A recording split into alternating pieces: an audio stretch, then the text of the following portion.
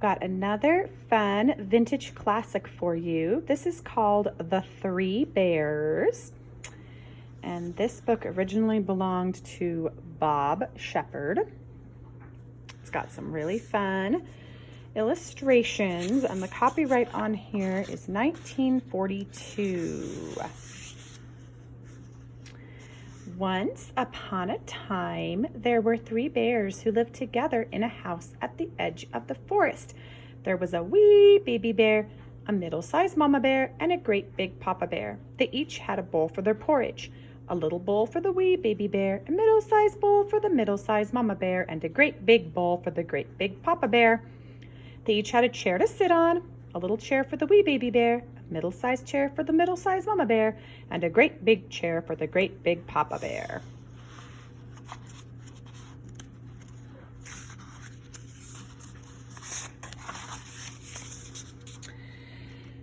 They each had a bed to sleep in.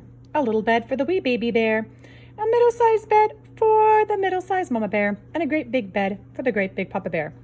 One day, the porridge for their breakfast was too hot, so they walked out into the forest to wait until it grew cold.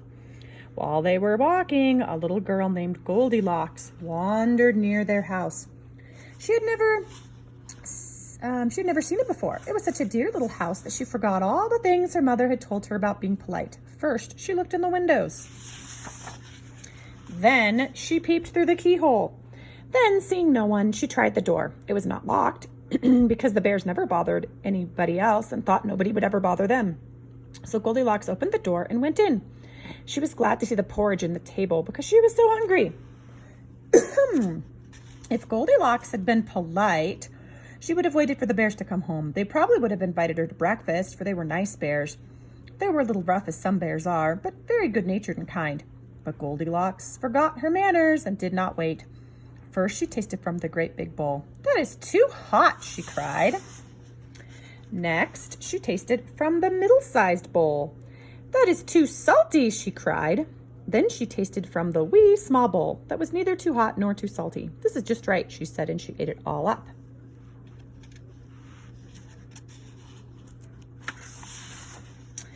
Then Goldilocks sat in the great big chair. "This is too hard," she said. Next, she tried the middle-sized chair. "This is too soft," she said. But when she sat in the wee small chair, it was neither too hard nor too soft. "This is just right," she said, and she sat there very comfortably until the seat fell through and Goldilocks fell bang on the floor. The wee small chair was broken to bits.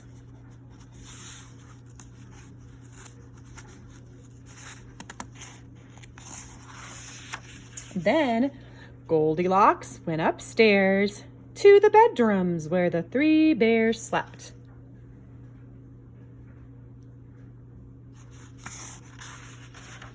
She was sleepy from eating that nice porridge, so she lay down in the great big bed. "This is much too hard," she said.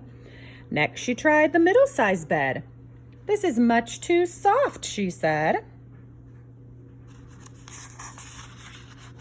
Then she lay down in the wee small bed. "This is neither too hard nor too soft. This is just right," she said, and she fell sound asleep. By this time, the three bears thought their porridge would be cool enough, so they came home. When the great big papa bear saw the spoon standing in his porridge, he said in his big rough voice, "Someone has been eating my porridge." When the middle-sized mama bear looked at her porridge, she saw the spoon sitting in that too. "Someone has been eating my porridge too," she cried.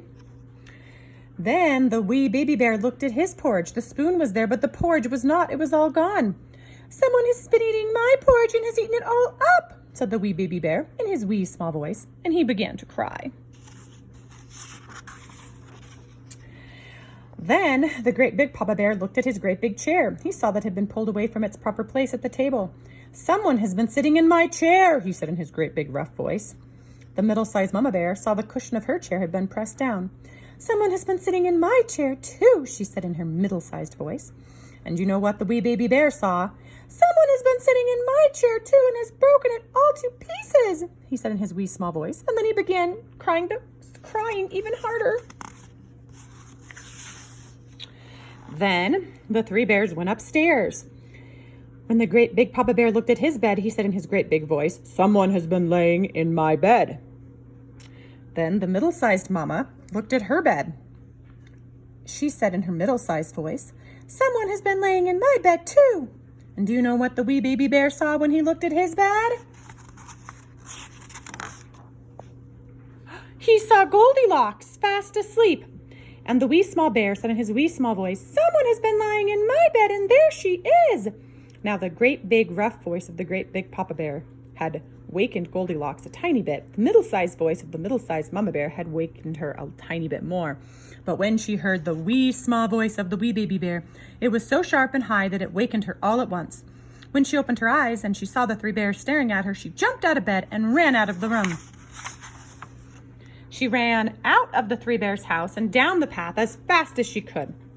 When she reached home, she flew right into her mother's arms.